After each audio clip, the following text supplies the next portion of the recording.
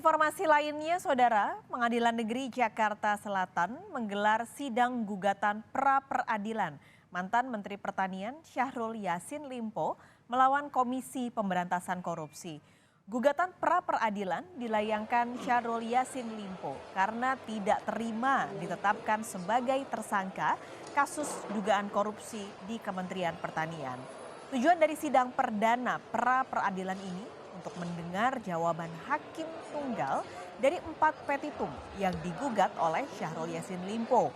Adapun 4 gugatan tersebut adalah mengabulkan pra-peradilan sepenuhnya, menyatakan penetapan tersangka pada pemohon tidak sah dan batal demi hukum, menyatakan surat perintah KPK pada 26 September tidak sah dan batal demi hukum, dan menyatakan status pemohon sebagai tersangka oleh KPK tidak sah dan batal oleh hukum. Sementara itu, pihak KPK melalui juru bicara Ali Fikri menyatakan dalam pernyataan tertulis bahwa pihaknya percaya diri Hakim Tunggal akan menolak permintaan Syahrul Yassin Limpo.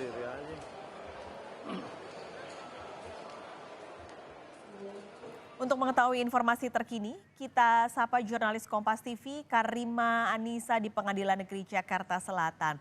Karima, apakah KPK sudah terkonfirmasi hadir dalam persidangan hari ini?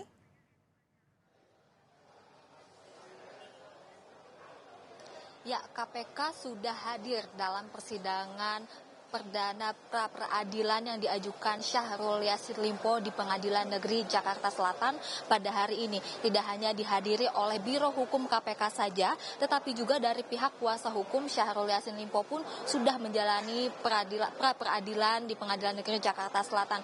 Adapun Syahrul Yassin Limpo itu sendiri tidak hadir dalam pra-peradilan perdana pada hari ini. Tujuan dari pra-peradilan hari ini, Paskalis dan juga saudara, perlu diketahui bahwa adalah pra-peradilan ini diajukan oleh Syahrul Yassin Limpo, yaitu tersangka kasus dugaan korupsi yang menjeratnya di lingkungan Kementerian Pertanian atas dugaan gratifikasi jabatan dan juga pemerasan eselon 1 dan lingkungan di Kementerian Pertanian lainnya. Selain itu, untuk pra-peradilan pada hari ini tujuannya adalah untuk mencabut status tersangka dari Syahrul yang melekat pada Syahrul Yassin Limpo yang sudah ditetapkan oleh KPK melalui putusan dari Hakim Tunggal. Adapun Hakim Tunggal yang memimpin pra-peradilan pada hari ini adalah Hakim Tunggal Alimin Ribut Sujono. Ini baru saja jam 11 tadi sidang pra-peradilan ini sudah selesai dijalankan, yang dimana agenda pada hari ini adalah membaca petitum atau gugatan dari kuasa hukum Syahrul Yassin Limpo. Saya akan membacakan ulang, ada 4 gugatan yang diajukan oleh Syahrul Yassin Limpo kepada Hakim Pengadilan Negeri Jakarta Selatan, yaitu mengabulkan pra-peradilan sepenuhnya. Lalu yang kedua adalah menyatakan penetapan tersangka pada pemohon atau pada Syahrul Yassin Limpo ini tidak sah dan batal demi hukum. Yang ketiga adalah menyatakan surat perintah oleh KPK pada 26 Oktober kemarin, pada 26 September kemarin tidak sah dan batal demi hukum, lalu menyatakan status pemohon sebagai tersangka oleh KPK tidak sah dan batal demi hukum. Selanjutnya pada hari ini Hakim Tunggal belum memutuskan apakah hakim akan menolak atau menerima gugatan dari Syahrul Yassin Limpo tersebut, karena nantinya kita harus mendengar jawaban dari Biro Hukum KPK yang diagendakan pada pra-peradilan selanjutnya. Jadi kita masih akan terus simak bersama-sama bagaimana jalannya pra-peradilan Syahrul Yassin Limpo melawan KPK. Paskalis. Karima, akhirnya kan ini KPU hadir setelah sebenarnya KPK sempat mengajukan penundaan persidangan selama 3 pekan tapi ditolak oleh majelis hakim. Nah, sebenarnya apa alasan KPK meminta penundaan selama 3 pekan itu? Jadi memang ada beberapa alasan yang disampaikan oleh KPK mengapa sampai akhirnya dibatalkan atau tidak disetujui oleh majelis hakim. Sebelumnya pihak KPK mengira bahwa penundaan selama 3 minggu ini akan berlangsung sampai tanggal sekitar 20 sampai 30 November bulan ini. Tapi ternyata pengajuan penundaan selama 3 minggu itu berlaku ketika secara administratif pra-peradilan sudah diajukan oleh Syahrul Yassin Limpo, yang berarti tanggal 6 November ini adalah minggu ketiga 3 penundaan terakhir atau kesempatan terakhir yang bisa dijalani oleh KPK untuk membacakan jawabannya. Adapun alasan dari 3 minggu penundaan 3 minggu itu dikarenakan KPK memiliki agenda pra peradilan lain yang harus dijalankan.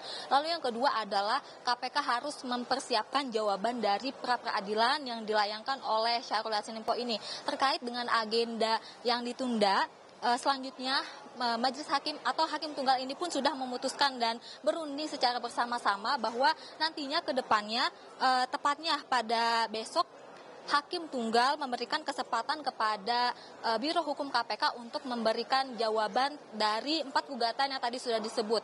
Lalu lanjut lagi pada 8 November bukti surat dari Syahrul Yassin Limpo dan juga dari KPK nanti akan disampaikan di pengadilan. Entah itu bukti-bukti lainnya maupun bukti surat lainnya.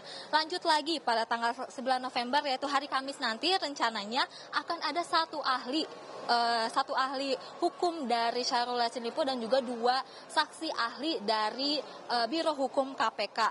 Nanti selanjutnya pada tanggal 10 November yaitu hari Jumat nanti akan dibacakan kesimpulan dari pembacaan gugatan dan juga pembacaan jawaban dari Biro Hukum KPK ini. Lalu untuk putusan nanti akan dijalankan pada hari Selasa tanggal 14 November 2023. Nah, ini dia yang ditunggu-tunggu Paskalis dan juga saudara, bagaimana nantinya hakim memutuskan terkait dengan pra peradilan atau gugatan 4 gugatan yang tadi sudah dilayangkan dari pihak Syahrul Yassin Limpo terkait dicabutnya status tersangka dari dugaan kasus korupsi yang menjeratnya di lingkungan Kementan. Paskalis.